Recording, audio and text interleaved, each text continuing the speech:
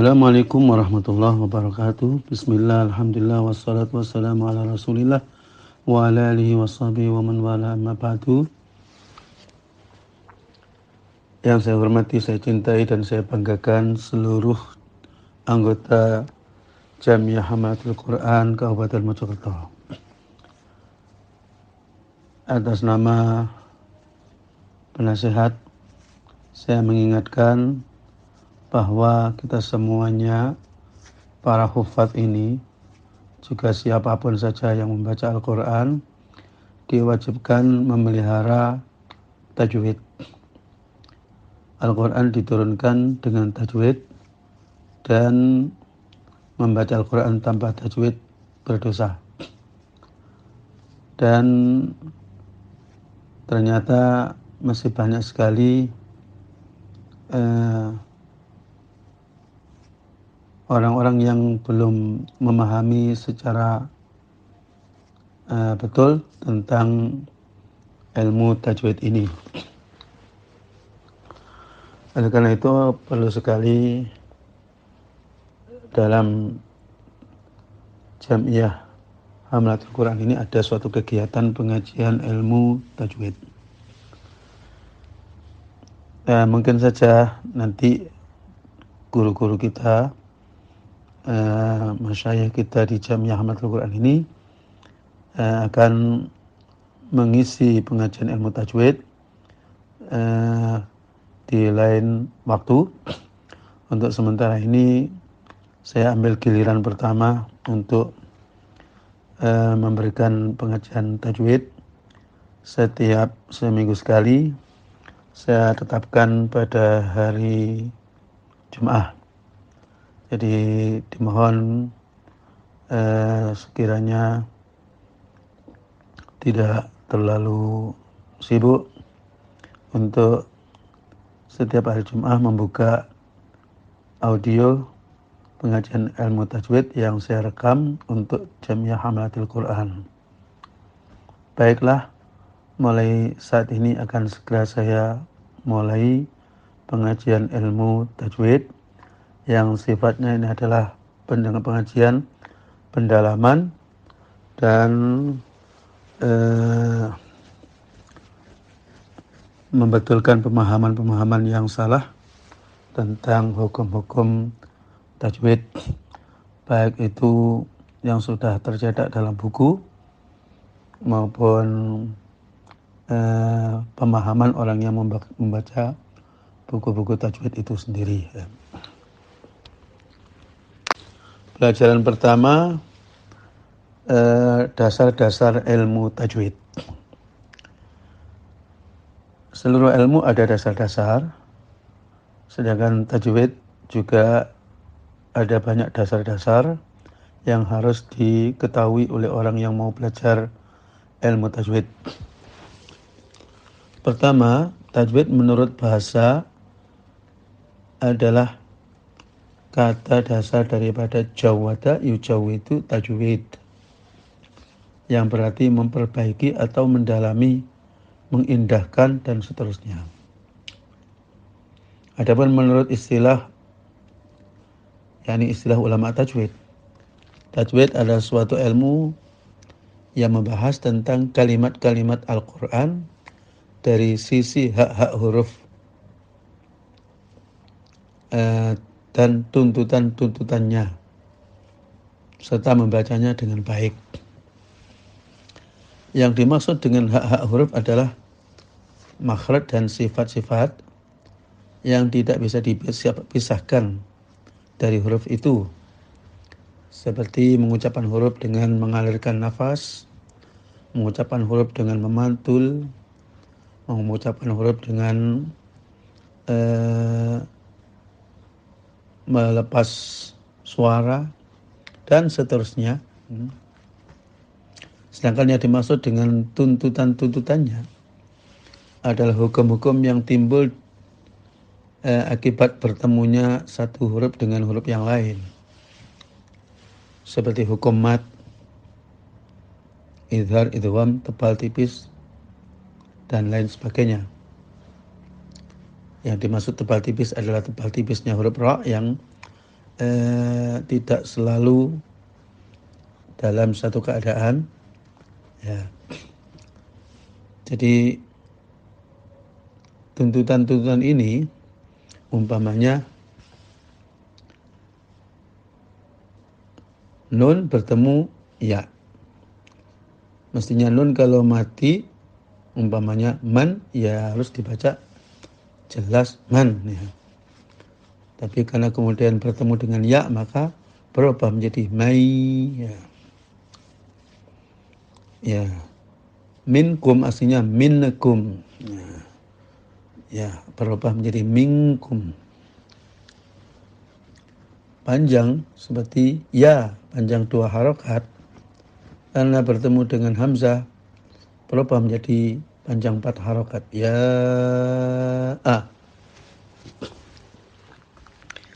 Jadi kesimpulannya tajwid ini terdiri dari 2 bahasan pokok, yaitu pertama tentang zat huruf itu sendiri. Di situ kita pelajari makharijul huruf dan sifatul huruf. Jadi mengenal per huruf. Ya. Yang kedua adalah perubahan yang terjadi bila huruf itu bertemu dengan huruf yang lain. Dan ini, yang kedua ini, bagian kedua ini, justru inilah yang memperluas ilmu tajwid. Bahasanya menjadi panjang dan lebar. Ya. Sementara ini, kebanyakan orang lebih cenderung mempelajari bagian kedua, yaitu mustahaqqoha. Artinya perubahan bacaan huruf setelah huruf itu bertemu dengan huruf lain, yakni hukum izhar, idgham, iqlab, ikhfa, dan seterusnya. Itu lebih banyak dipelajari. Sedangkan makharijul huruf dan sifatul huruf itu kurang minat orang mempelajarinya. Kalau toh mempelajarinya kurang mendalam, dan banyak sekali guru-guru yang kurang mampu untuk mengajarkannya atau memahamkannya kepada murid-muridnya. Itu yang perlu diketahui, bahwa sebenarnya untuk memulai ilmu tajwid itu ya harus dimulai dari rukun yang pertama, yaitu makharijul huruf, dan rukun kedua sifatul huruf.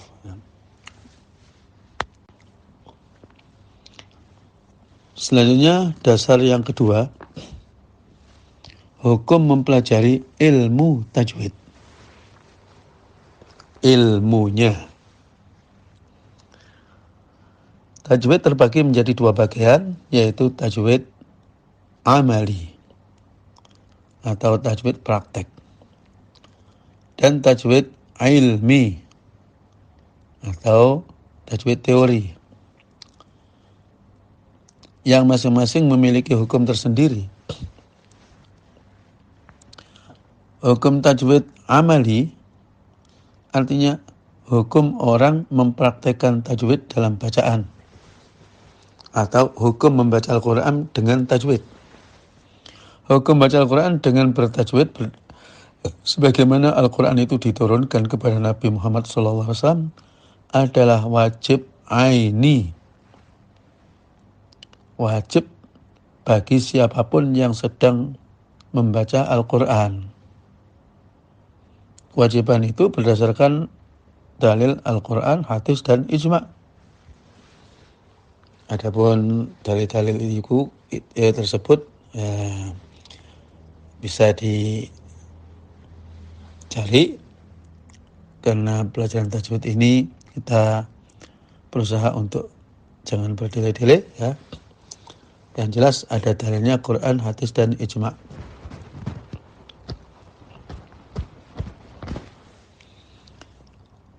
Adapun hukum tajwid ilmi,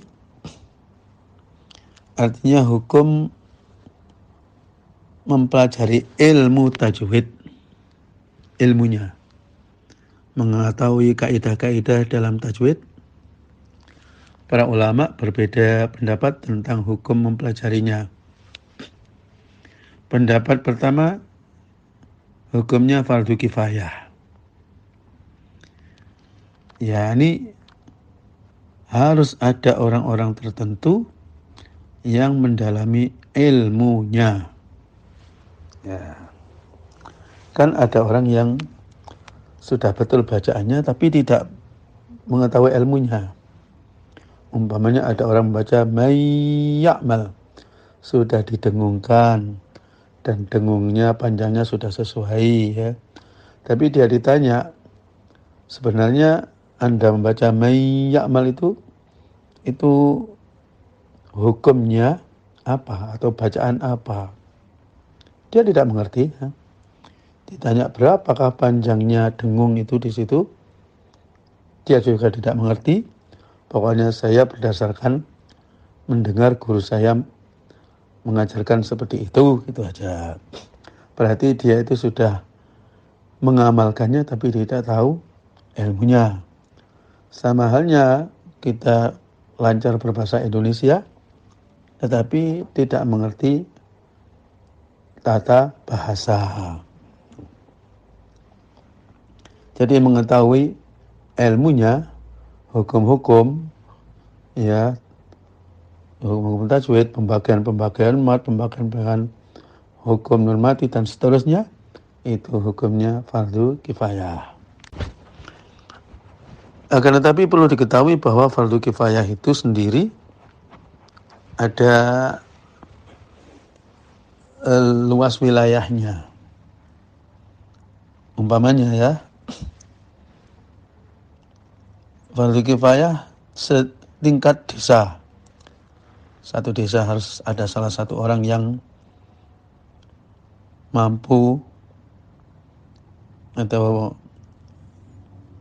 yang punya keahlian di dalam mengurus jenazah umpamanya. Cukup satu desa saja. Ada fardu kifayah setingkat sekecamatan umpamanya ya. Yang mana kalau seandainya satu kecamatan satu orang cukup ya. Ada fardu kifayah tingkat nasional, satu orang saja yang menguasai ilmu falak untuk menentukan kapan hari raya, ya dianggap cukup ya. Bahkan ada fardu kifayah tingkat satu kamar. Satu kamar itu satu saja yang membersihkan kamar, yang lain sudah gugur. Ya, fardu kifayahnya tajwid ini seberapa luasnya? Kalau dulu ulama-ulama memperkirakan umpama di Indonesia ini ya satu kabupaten lah harus ada satu yang mumpuni dalam ilmu tajwid yang bisa menjadi rujukan sekabupaten. Ya. Nah, tapi ini ukuran yang sulit untuk dipastikan karena kabupaten ya ada yang luas, ada yang sempit ya. Kabupaten di luar Jawa itu ya hampir sama dengan satu provinsi ya. Makanya ya dikira-kira saja secukupnya seberapalah gitu ya. Ya. Perlu juga diketahui bahwa fardu kifayah itu sendiri kadang-kadang lebih penting daripada yakni hukumnya lebih mendesak, lebih kuat, pahalanya lebih tinggi. Karena apa? Itu menanggung ya kewajiban orang-orang lain. Bayangkan satu kabupaten hanya dia saja yang ahli tajwid ya. Tentunya dia itu menguasai pahala yang sangat-sangat tinggi ya.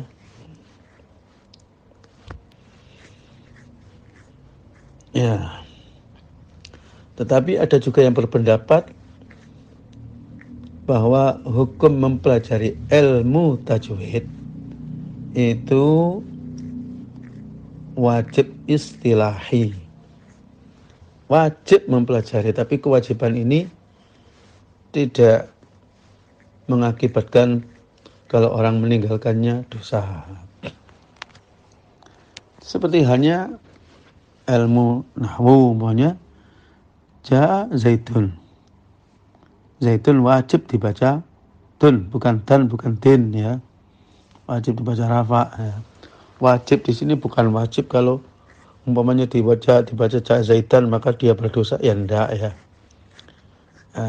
Ilmu tajwid juga begitu katanya. Ini ada yang berpendapat begitu sehingga hanya barang siapa yang ingin bacaannya bagus maka dia wajib mempelajarinya, tapi wajibnya tidak seketat wajib-wajib syar'i atau wajib-wajib seperti yang berlaku pada hukum fikih ya. Pendapat ya. Yang pendapat yang ketiga, dan ini saya kira lebih baik, yaitu bahwa bagi manusia secara umum hukum mempelajari tajwid adalah sunnah. Ya, sunnah. Kalau dikatakan fardu kifayah nanti takut orang sudah ada yang melakukan, saya nggak usah ya. Tapi kalau dikatakan sunnah, lah ini bisa menggerakkan semangat kita semuanya. Bagi orang secara umum adalah sunnah. Kemudian bagi orang-orang tertentu, yang dimaksud orang tertentu adalah qori yang sudah biasa menampilkan bacaan Al-Quran, yakni orang yang sudah ditempeli gelar sebagai qori, sering diundang ya, diyakini bahwa dia itu bacaannya bisa dicontoh ya. Itu harus menguasai ilmunya. Atau sebagai muqri, yakni guru Al-Quran. Guru wajib mempelajarinya. Wajib aini bagi guru ya. Jadi sekali lagi, bagi orang umum sunnah, tapi bagi seorang qari dan bagi guru Al-Quran tidak ada kata sunnah. Bagi dia adalah wajib. Karena pada suatu saat kalau menghadapi suatu perbedaan pendapat ya, dia harus tahu alasannya. Mengapa dia berbeda bacaan dengan orang lain ya. Ya. Kalau ada pemahaman yang salah, dia bisa membetulkan berdasarkan ilmunya ya. Dasar tajwid berikutnya yaitu sasaran penggunaan ilmu tajwid. Di antara keterangan yang sangat-sangat penting yaitu kita harus tahu bahwa sebenarnya tajwid itu sasaran penggunaannya sangat terbatas.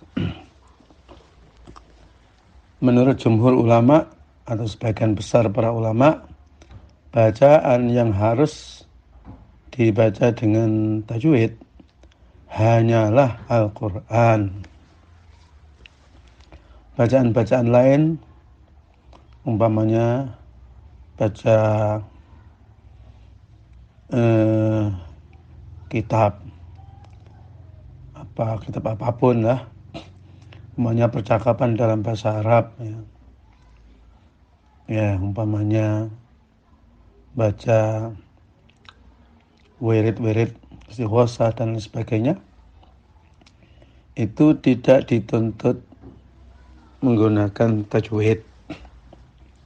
Ini pendapat jumhur ulama ya. Namun sebagian ulama ada yang berpendapat bahwa membaca hadis Nabi juga wajib dengan tajwid. Walaupun tidak pakai lagu lah, umpamanya kata-kata innamal a'malu binniyat ya dibaca innamal a'malu binniyat, huruf-hurufnya yang jelas. Ini seperti yang kita saksikan di Makkah itu ada Idhaatul Quran, siaran Al-Quran, radio siaran Al-Quran di mana terus Al-Quran, Al-Quran, Al-Quran, tafsir dan seterusnya. Sedangkan di Madinah Idhaatu Al-Hadis, Idhaatu Hadisin Nabi selalu disiarkan melalui radio, TV ya. Itu hadis-hadis Nabi, dan selalu dibacakan hadis itu dengan bacaan yang jelas. Qala Rasulullah sallallahu alaihi wasallam, la yu'minu ahadukum hatta yuhibba li akhihi kama yuhibbu li nafsihi, umpamanya bacaan yang jelas. Dan termasuk penganut mazhab ini, yaitu tajwid harus hadis harus tajwidkan, ialah Imam Maliki. Imam Maliki radhiyallahu anhu ya, itu apabila mau membaca hadis Nabi, maka beliau mandi dulu, pakai pakaian yang terindah, terbagus, minyak yang termahal, kemudian duduk dengan menghadap kiblat, membaca hadis Nabi dengan tajwid dan dengan suara yang menggema, sampai murid-muridnya menahan nafas ketika mendengarkan beliau membaca hadis, saking khawatirnya kelewatan 1-2 huruf daripada apa yang beliau ucapkan ya. Setelah hadis Nabi selesai, baru mereka menghela nafas. Dan Imam Maliki pernah membaca hadis Nabi, kemudian wajahnya menjadi pucat, berubah-ubah warna wajahnya seperti orang yang menahan sakit. Setelah selesai, orang-orang bertanya, kenapa wajah engkau pucat dan menjadi kuning dan ya pokoknya berubah-ubah wajahnya. Kata beliau, coba ini dilihat di punggung saya, ini ada apa? Ternyata beliau sudah disengat kalajengking 3 kali.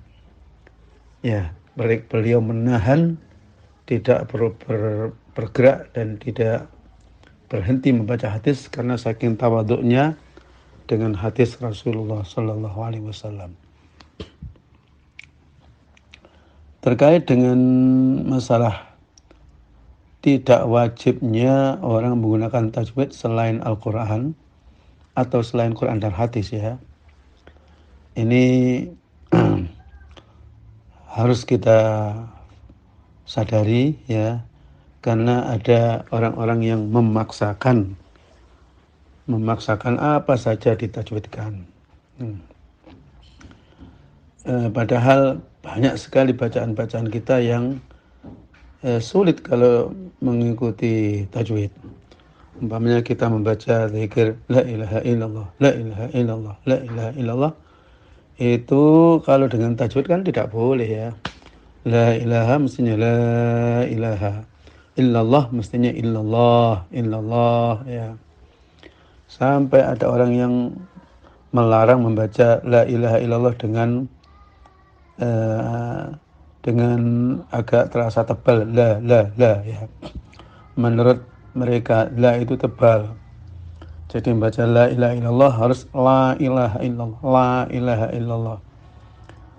Bantahan kita pertama, selain Al-Quran tidak wajib tajwid. Bantahan kita yang kedua, lam itu makhrajnya tidak di pojok lidah, bukan la begitu ya. Lam itu makhrajnya di tepi lidah, tepi itu ya bertetangga dengan dot, jadi ya la ya, tepi pojok, tapi bukan di ujungnya, tidak ya. Umpamanya ada orang membaca sholawat ya Nabi, bukan ya Nabi gitu, ya Nabi salam alaika ya. Kalau pakai tajwid kan ya Nabi salam alaik, harus pakoh begitu ya. Sampai ada cerita ada seorang kiai yang mungkin karena kurang rukun dengan kawannya, kiai menikahkan orang dengan syarat sebagaimana biasa, bimahri titik-titik halan. Terus kata kiai yang lawannya itu halah. Ya. Kata Pak Kiai yang nikahkan tadi, bukan Quran. Ya. Ya. Makanya bacaan tarhim Syekh Mahmud Al-Husari, Lailan. Ya. Ada sebagian kiai, siapa itu yang baca Lailan, itu kok gak Laila gitu ya. Ya. Ya.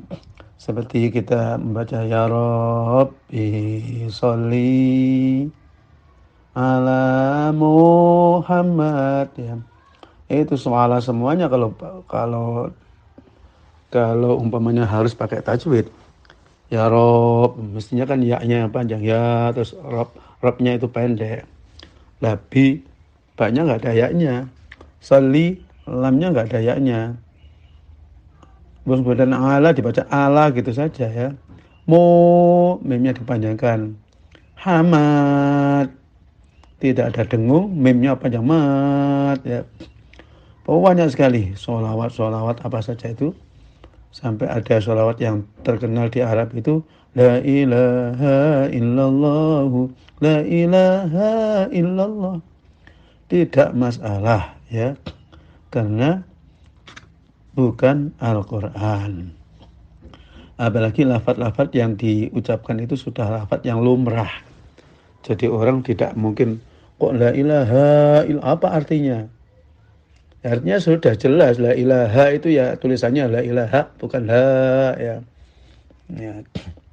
Seperti la ilaha illallah itu sudah jelas kalimatnya. Kita walaupun pengucapannya tidak pakai tajwid dan panjang pendeknya terkesan seperti awur-awuran ya.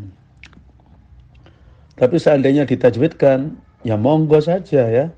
Monggo, tetapi kadang-kadang orang Arab itu mengetawakan orang Indonesia. Yuridu an yadhaba dikatakan yuridu ay yadhaba. Ya, ahlan wa sahlan menjadi ahlau wa sahlan. Ini ada kawan saya di Syria yang selalu mengucapkan ahlau wa sahlam bika ya akhi Muhammad. Setiap ketemu saya selalu begitu. Ya, itu kesannya dia itu menertawakan ya orang-orang Indonesia yang suka mentajwidkan selain Al-Quran. Coba muadzin di Masjidil Haram kan baca hayya rasakan hayya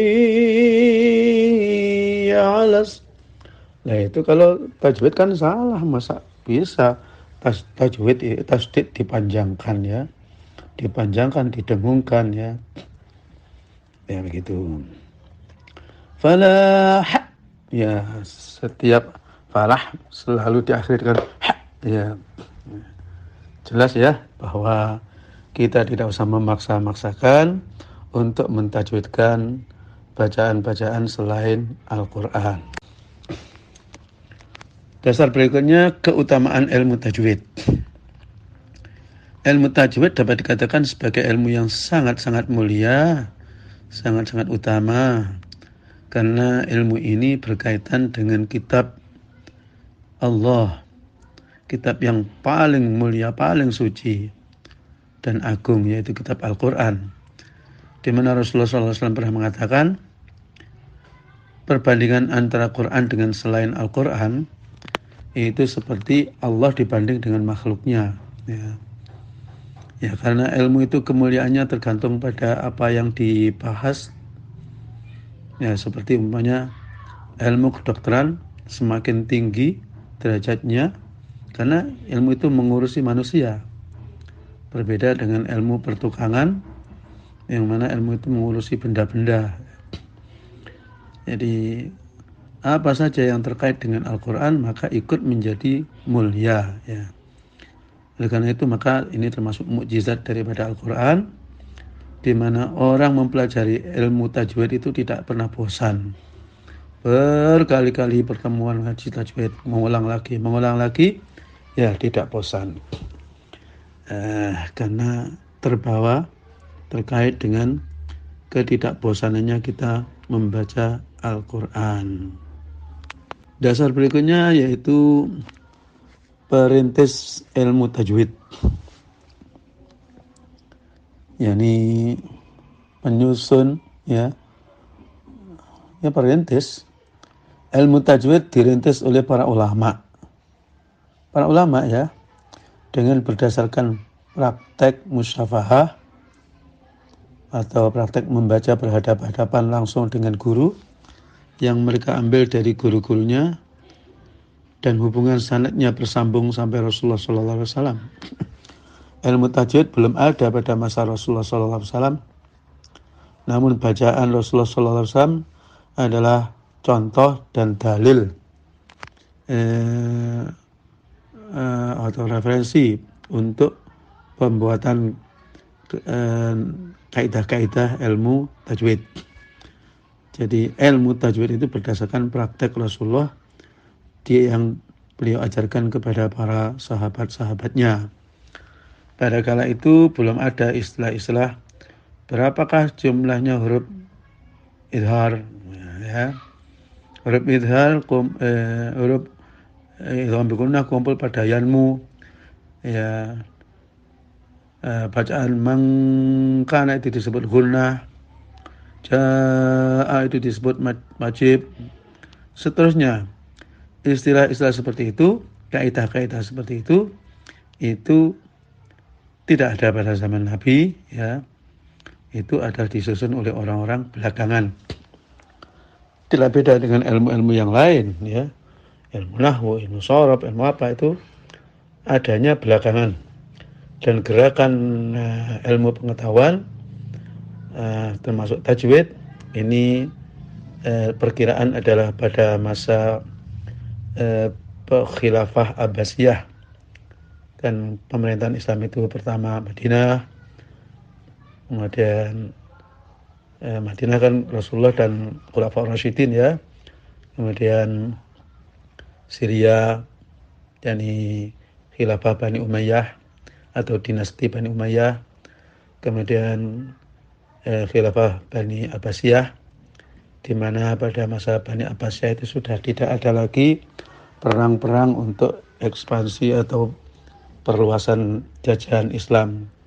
Ganti kesibukan pemerintah atau negara pada saat itu adalah merumuskan ilmu-ilmu pengetahuan, ya.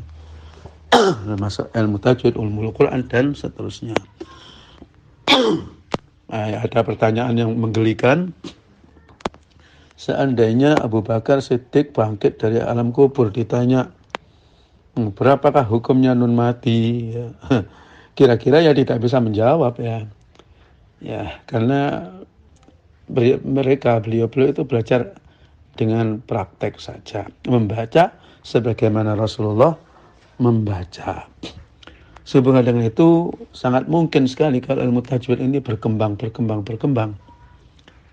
ilmunya, ya, bukan cara membacanya.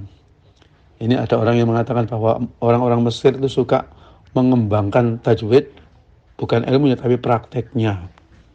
Jadi bacaannya diperhalus, dirupa-rupa agar lebih enak, ya. Itu ditentang keras-keras oleh orang-orang Syria, ya. Kalau ilmunya saja yang berkembang, istilah-istilahnya yang lebih memudahkan, itu tidak masalah. Seperti membuat rumus-rumus, ya. Ya, dulu rumus waqaf itu tok, kemudian sekarang diganti qila, ya, qila qaf lam al waqfu aula, ya, seterusnya. Termasuk mengharokati Quran, mengasih titik, dan seterusnya. Dasar berikutnya faedah ilmu tajwid. Kalau tanya faedah ya kembali sebagaimana umumnya ilmu agama, yaitu untuk mendapatkan ridho Allah, kebahagiaan dunia dan akhirat ya. Jadi ilmu ini ya ilmu dunia dan akhirat. Ya terbukti kalau orang ahli di dalam tajwid ya, itu ya terhormat di dunia, kesana kemari dibutuhkan orang ya. Belum lagi dia mengajar, itu muridnya mengamalkan, muridnya mengajarkan terus sambung ila yaumil qiyamah. Gurunya menjadi jeragan pahala, orang yang terkaya pahalanya ya. Karena ternyata ilmu tajwid ini ilmu yang pasti bermanfaat ya. Ya, seperti pasti diamalkan, karena umat Islam kan selalu berkaitan dengan bacaan Al-Quran di dalam sholat, di dalam wirid dan seterusnya. Itu Al-Quran selalu terbawa. Jadi ilmu tajwidnya akan dipakai. Jadi orang yang mempelajarinya, orang yang mengajarkannya selalu mendapatkan tambahan pahala yang mengalir, tidak henti-henti. Selanjutnya, dasar berikutnya adalah sumber ilmu tajwid. Ilmu tajwid diambil dari cara Rasulullah SAW membaca Al-Quran, juga bacaan para sahabat dan tabi'in dan tabi'i tabi'in. Jadi para pembaca-pembaca yang bacaannya itu bisa dijadikan pedoman, ya perkiraan adalah bacaan Al-Quran pada masa Rasulullah. Rasulullah membacakan kepada para sahabat, sahabat kepada para tabi'in, tabi'in kepada tabi'in ya. Kira-kira itu masih bersihnya tajwid daripada penyelewengan ya. Mereka berkedudukan sebagai imam qiraat,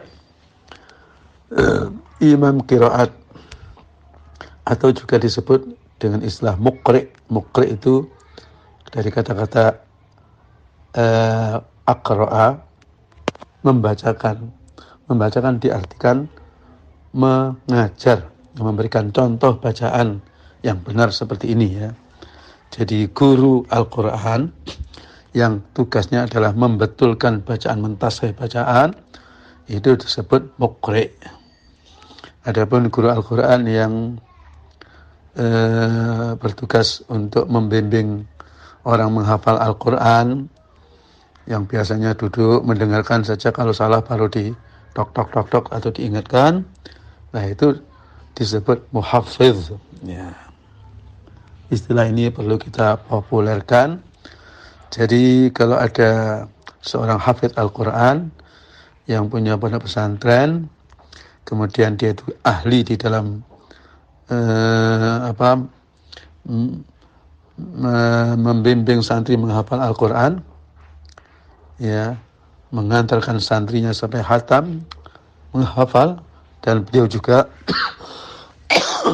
ahli tajwid, mengajar tajwid sangat sempurna, detail ilmunya, maka beliau disebut ya al-muhaffidz al-muqri atau al-muqri al-muhaffidz ya.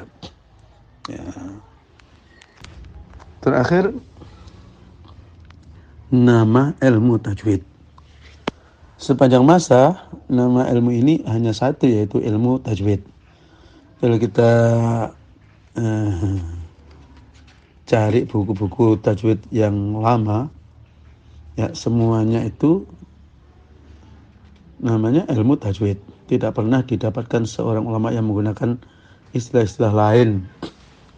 Ya baru belakangan ini bukunya sih tetap tajwid ya, tapi pembinaan itu tidak diistilahkan pembinaan tajwid, tapi diistilahkan dengan tahsinul qiraah ya itu.